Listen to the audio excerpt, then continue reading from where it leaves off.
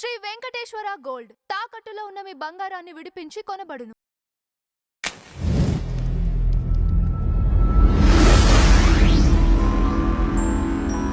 మనిషా కొయిరాలా ఆ video viral అవుతుందండి. తను ఇచ్చిన ఇంటర్వ్యూకి సంబంధించి. తను ఎప్పుడైతే లెఫ్ట్ భావజాలం ఎంటర్ అయిందో, అప్పుడు మా దేశంలో అస్తిత్వం కోల్పోయాం. మేము అంతకుముందు ఉన్నది వేరు. మేమందరం అంటే హిందూ రాష్ట్రంగా ఉన్నప్పుడు ఉన్నది ఏదైతే ఉందో దాన్ని ఆ అస్తిత్వాన్ని కోల్పోవడం జరిగింది అని చెప్పి అది వీడియో బాగా వైరల్ సర్క్యులేట్ అవుతుంది. మనీషా కొయిరాలా గారు ఒక్కళ్ళే కాదండి. ఆ! మనిషి అన్నోళ్ళు ఎవరైనా సరే అదే మాట చెప్తారు. ఓకే. నేపాల్ అనేది నిజానికి రెండో ఉదాహరణ. హ్మ్. మొట్టమొదటి ఉదాహరణ భారతదేశమే. ఈరోజు భారతదేశం హిందూ రాజ్యంగా ఉన్నప్పుడు ఈ దేశంలోకి అన్ని మతాలోళ్ళు అల్లుళ్ళలాగా వచ్చారుగా, తిని బతికారుగా పందుల్లాగా, ఇప్పటికీ బతుకుతున్నారుగా. కానీ ఇప్పుడు హిందూ రాజ్యం నుంచి సెక్యులర్ రాజ్యం అయ్యింది.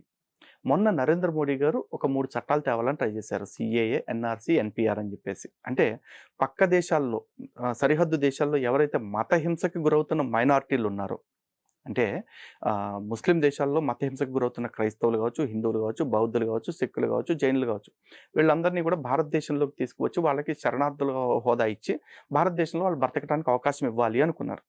కానీ ఈ దేశంలో ముస్లిమ్స్ అందరూ కూడా ఒక్కసారి పెద్ద పెట్టున రోడ్ల మీదకి వచ్చేసి ధర్నాలు చేశారు.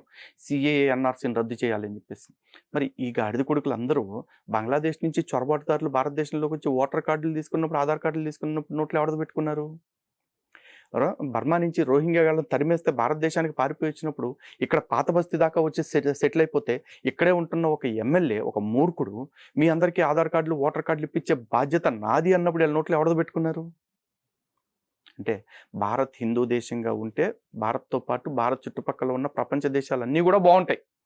కానీ భారత్ ఎప్పుడైతే సెక్యులర్గా మారిందో చుట్టుపక్కల ఉన్న హింసకి గురవుతున్న, అణిచివేతకి గురవుతున్న వాళ్ళకు కూడా భారత్ రక్షణ కల్పించలేని స్థితికి వీళ్ళు దిగజార్చాలని చూస్తూ ఉన్నారు. సో ఒక హిందూ దేశంగా ఉంటే లోకా సంస్థ సుఖినో భవంతు, సర్వే జనా సుఖినో భవంతు అన్న నినాదం మాత్రమే ఉంటుంది. భారత్ ఒక మతరాజ్యంగా మారితే, అది ఇస్లాం కావచ్చు, క్రిస్టియానిటీ కావచ్చు, ఆ మతానికి సంబంధించిన వ్యక్తులు మాత్రమే బాగుండాలనుకునే మత గ్రంథం చదువుతున్న వాళ్ళు ఈ దేశాన్ని అలా ఉండనిస్తారా? ఇది ప్రతి ఒక్కళ్ళు ఆలోచించుకోవాలి. ఈ దుర్గతి ప్రస్తుతం భారతదేశానికి ఏర్పడింది. ఇలాంటి దుర్గతి నేపాల్కి ఏర్పడే లోపే నేపాల్లో తిరుగుబాటు చేసుకుని వాళ్ళు మళ్ళీ పరిస్థితులను చక్కదిద్దుకునే ప్రయత్నం చేస్తున్నారు. భారత్లో నిజంగా ఒక ఉద్యమం రావాలి అంటే తిరిగి జరగాల్సింది ఇదే సాఫ్రన్ రెవల్యూషన్ రావాలి. ఒక కాషాయ విప్లవం వచ్చి ఈ దేశం మొత్తాన్ని కూడా కాషాయమయంగా మార్చుకోవాలి.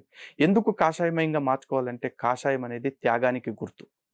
ఈ దేశంలో నిజంగా మా శాస్త్రాలన్నీ కూడా త్యాగాన్నే పరమావధిగా చెప్పాయి. త్యాగేనైకే అమృతత్వ మానసుహు అని చెప్పేసి ఉపనిషత్తు చెప్తుంది. ఒక వ్యక్తి త్యాగం ద్వారా మాత్రమే అమరత్వాన్ని పొందగలడు అని చెప్పేసి. అటువంటి త్యాగాన్ని నమ్ముకున్న సనాతనవాదులు మేము. భారతదేశం సనాతన భారతంగా మారితే ఈ చుట్టుపక్కల ఉన్న అందరూ బాగుండాలని మేము పూజలు చేస్తామండి. కేవలం హిందువులు మాత్రమే బాగుండాలని కోరుకునేంత సంకుచిత స్వభావం మాకు లేదు. అండ్ ఇంకోటి ఈ జెండాలు చూసారా మీరు? వేరే దేశాలకు సంబంధించిన జెండా చూశానండి. ఇప్పుడు ఇట్లాంటివి ఇంటర్నల్గా ఎన్నైనా జరగవచ్చు.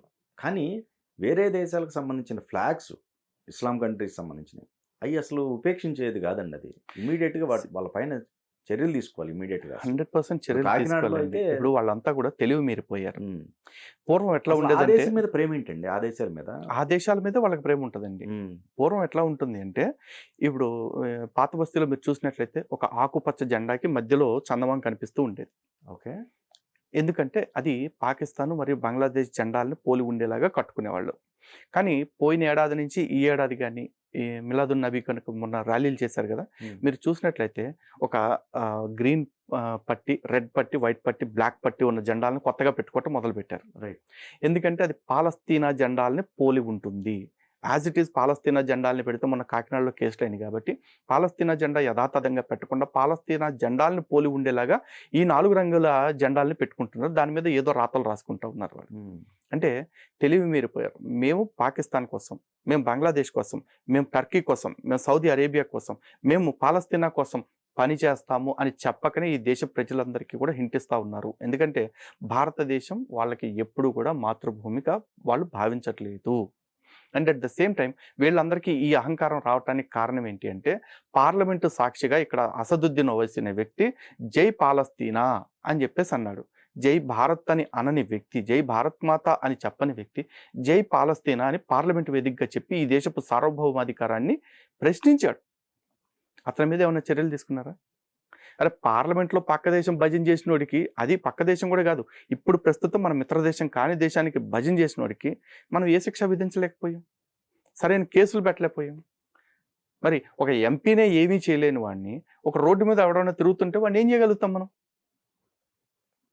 రేపు వాడు అదే క్వశ్చన్ చేస్తాడు, పార్లమెంట్లోనే అన్నాడు కదా ఏం తప్పే ఉంది అంటాడు. ఆ రోజే వాడి మీద సరైన చర్యలు తీసుకుని ఉంటే ఈ దేశపు సార్వభౌమాధికారం ముందు ప్రపంచంలో ఉన్న ఏ ఆస్తి అయినా మాకు దిగదుడిపే, మా కాలి గోటితో సమానం అనే భావన గనక భారతీయుల్లో పెంచి ఉంటే ఖచ్చితంగా వాడు ఆ మాట మాట్లాడి ఉండేవాడు కాదు.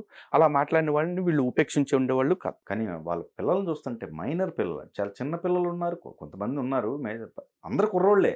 అంతే అండి, అదే తెలివి కదా. ఇప్పుడు మైనర్ల మీద కేసులు ఉండవు కాబట్టి వాళ్ళతో పట్టిపిస్తారు. ఓకే, కేసులో వాళ్ళు ఉన్నారు కదా, పెడితే కేసు అందరి మీద పెట్టాలి, లేదంటే మైనర్ల మీద కేసు పెట్టకుండా మేజర్ల మీద మాత్రమే పెడతారు. పట్టుకున్నారు అనుకోండి, మొన్న ఆయన ఫారూక్ షుబ్లీ గారు చెప్పట్ల అమాయకత్వంతో తెలియక చేసిన పని ఆ జెండా పట్టుకోవటం అని చెప్పి కాకినాడలో ఆయన అన్నారు.